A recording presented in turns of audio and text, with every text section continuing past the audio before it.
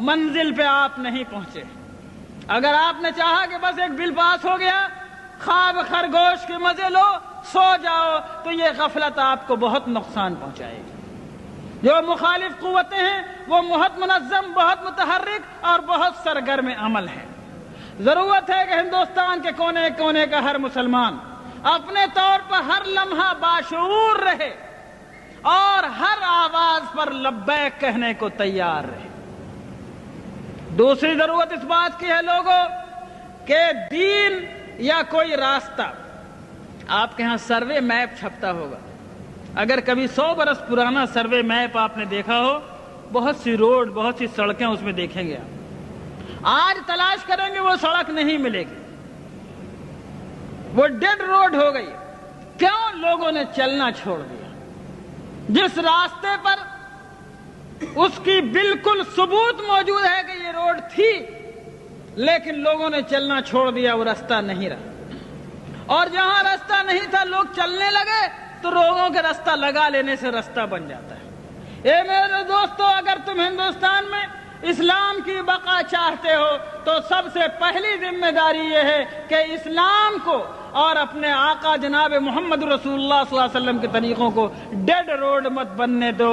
یعنی اس پر اگر تم چلنا چھوڑ دو گے تو کسی سرکار کو ضرورت نہیں ہے اس کو بند کرنے کی، خود بخود بند ہو جائے گا۔ اگر مسلمانوں نے یہ فیصلہ کیا کہ شریعت کو ہم اپنی زندگی پر جاری اور نافذ کریں گے اور اللہ کی شریعت کو ہم اپنے اوپر لاگو کریں گے، اگر ہم سرکار کے دباؤ کے بغیر، کسی گورنمنٹ کی طاقت کے بغیر، کسی پولیس کی لاٹھی کے بغیر، چونکہ ہم مومن ہیں اس لیے ہم اللہ کے حکم پر چلیں گے، ہم نکاح میں وہ طریقہ اختیار کریں گے جو اللہ نے بتایا۔ ہم وراثت بانٹیں گے، یہ نہیں ہوگا کہ بہن کا حق مارا جائے گا۔ کوئی تھوڑی بہت معمولی کھیت کی زمین ہے تو بٹ جائے گی، لیکن باپ کی دکان دبئی میں تھی تو یہ نہیں بٹے گی۔ اور شہر میں مکان تھا، مدراس میں اور پٹنہ میں اور دلی میں، تو وہ نہیں بٹے گا، اس میں بہن کو حق نہیں ملے گا۔ غلط بات ہے۔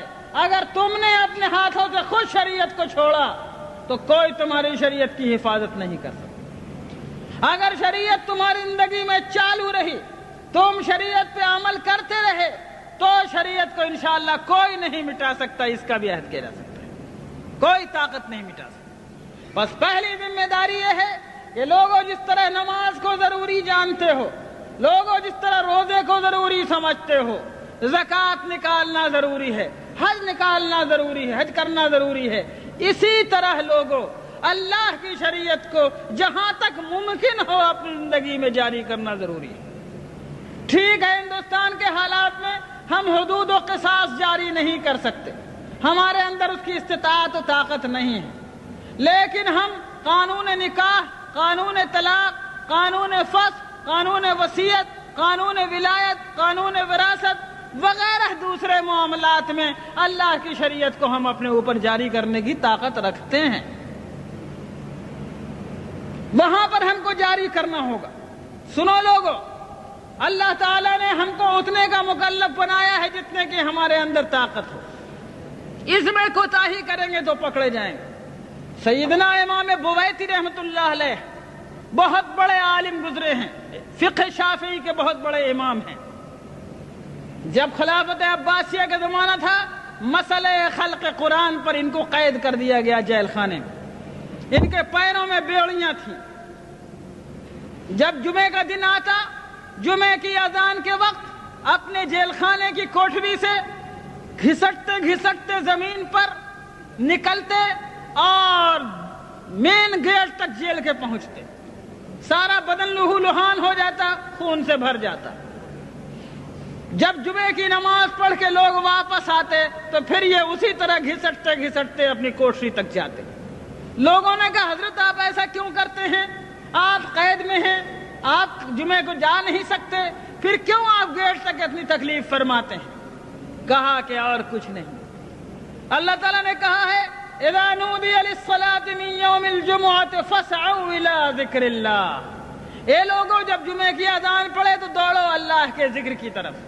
میں اس بات سے ڈرتا ہوں کہ جہاں تک میں جا سکتا ہوں اگر وہاں تک نہیں گیا تو کہیں اللہ مجھ سے یہ پوچھ نہ لے کہ بویتی تجھ کو میں نے گیٹ تک جانے کی طاقت دی تھی، تو وہاں تک تو جاتا، آگے لے جانا نہ لے جانا میرا کام تھا، تو میں اللہ کو کیا جواب دوں۔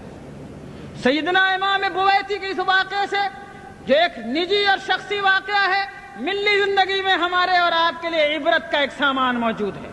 ملت اسلامیہ ہندیہ اگر یہ سوچ کر کے سب کچھ ہم نہیں کر سکتے، جو تھوڑا کر سکتے ہیں اس کو بھی چھوڑ دینے کو تیار ہوگی تو یاد رکھو پورا دین تمہارے ہاتھ سے نکل جائے گا۔